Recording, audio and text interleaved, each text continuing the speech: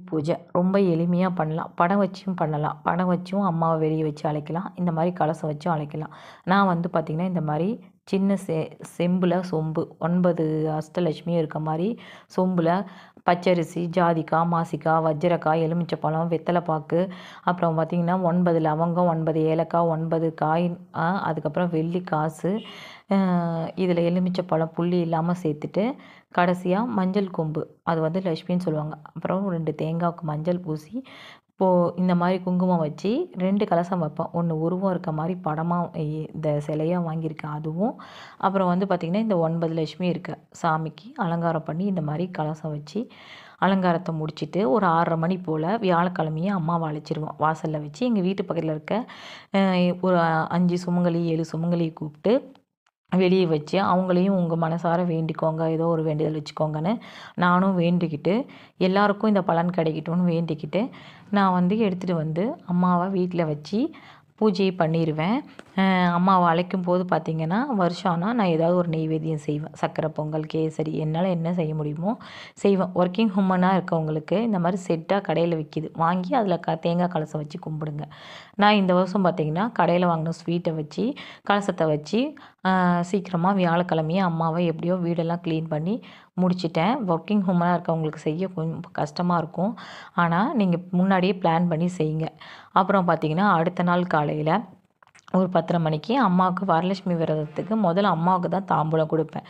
தட்டத்தில் jacket பிட்டு, கயிறு, மஞ்சள் கயிறு, அப்புறம் கண்ணாடி வளையல், மெஹந்தி கோனு, சீப்பு, தேங்காய், பழம், பூ, காசெல்லாம் வச்சு அம்மா எங்கள் வீட்டுக்கு வாங்க, தீர்க்க சுமங்கலியாக என்னை வச்சுருங்க, எல்லாரையும் தீர்க்க சுமங்கலியாக வச்சுருங்க, கேட்குற வரங்களை கொடுங்க, இந்த உலகத்தில் குழந்தை இல்லாமல் கஷ்டப்படுற என் சகோதர சகோதரிகளுக்கு குழந்தையை கொடுங்க, மன நிறைவோட சந்தோஷத்தோட எல்லாரையும் நல்லா வச்சுருங்கம்மா அப்படின்னு சொல்லி வேண்டிக்கிட்டு எனக்குன்னு ஒரு வேண்டுதல் வச்சுருப்பேன். அதையும் வேண்டி அழகாக பூஜை பண்ணி முடிச்சுட்டு அதுக்கப்புறம் தாங்க சமையல் வேலை.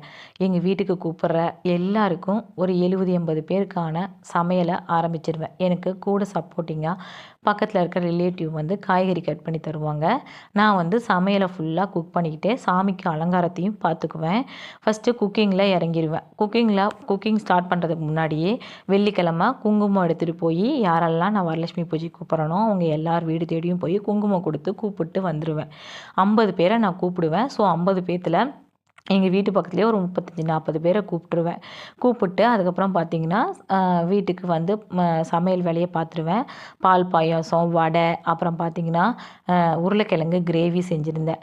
அதுக்கப்புறம் வந்து முருங்கைக்காய், கத்திரிக்காய் போட்டு பருப்பு சாம்பார், 70 பேர் 80 பேர் சாப்பிட்ற அளவுக்கு வச்சுருந்தேன். நல்லா சூப்பராக சாம்பார்.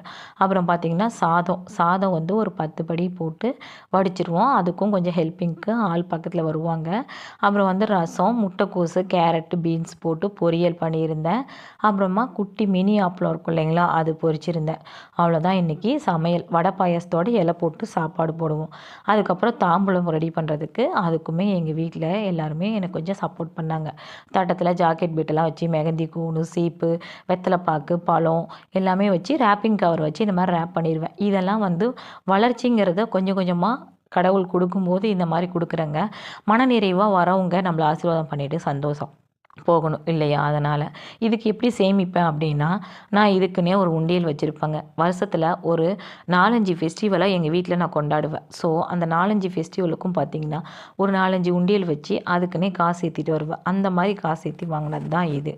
அம்மாவுக்கு தாம்பூலம்லாம் சுற்றுனதுக்கப்புறம் கொண்டு வந்து அம்மா பக்கத்தில் வச்சுட்டு அவங்களோட அலங்காரத்தையும் பாருங்கள் சூப்பராக அழகாக பண்ணியாச்சு. ஃபினிஷிங் பண்ணிட்டு அப்புறமா எல்லோரும் எங்கள் வீட்டுக்கு வருவாங்க. வரவங்க எல்லாருக்கும் பாத பூஜை பண்ணுவோம்.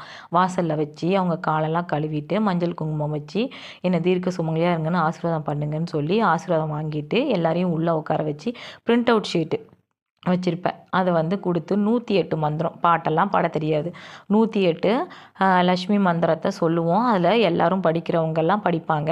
108 மந்திரத்தை ஒரு 3 முறை சொல்லுவோம். சொல்லி முடிச்சுட்டு அதுக்கப்புறம் பார்த்திங்கன்னா நான் வந்து பூஜை பண்ண ஸ்டார்ட் பண்ணிடுவேன். சாம்பிராணி புகையெல்லாம் போட்டு சூப்பராக அழகாக அம்மாவுக்கு தேங்காய் உடைச்சி ஊதுபத்தி சாம்பிராணிலாம் காட்டி பூஜையை சூப்பராக பண்ணிடுவோம்.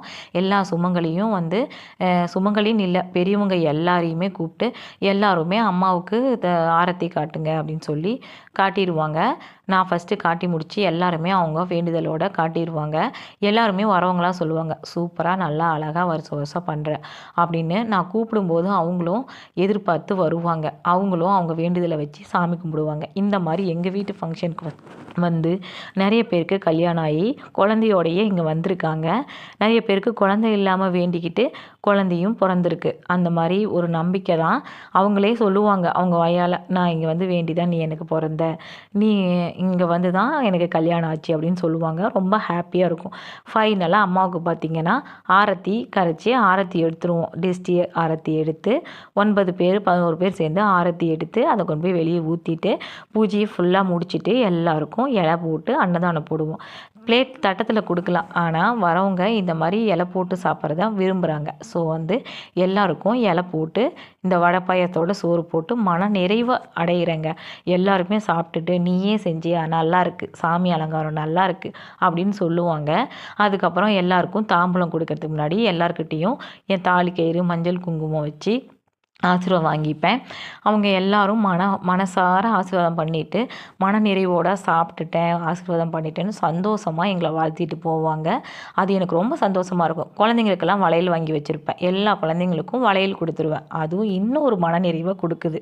இந்த மாதிரி நான் பூஜையை முடிச்சுட்டு நான் அதுக்கப்புறமா சாப்பிட்டு முடிச்சுட்டு படுத்துருவேன். காலையில் பார்த்திங்கன்னா மறுபடியும் புனர்பூசைன்னு 3வது நாள் நிறைவு பூஜை பண்ணுவேன். அன்றைக்கி காலையில் பார்த்திங்கன்னா அம்மாவுக்கு கேசரி பூ பழம்லாம் வச்சு மறுபடியும் அம்மாவுக்கு சூப்பராக அலங்காரம் பண்ணி அவங்கக்கிட்ட பூஜை பண்ணிவிட்டு கொண்டு போய் அவங்கள அப்படியே கலசத்தோடு எடுத்துகிட்டு போய் எங்கள் வீட்டு அரிசி பானையில் வச்சு என்றைக்கும் நிரந்தரமாக எங்கள் வீட்டில் அன்னத்துக்கு குறைவில்லாமல் எங்களுக்கு இருக்கணுமா அப்படின்னு வேண்டிக்கிட்டு நல்லபடியாக பூஜையை முடிச்சிருவேங்க.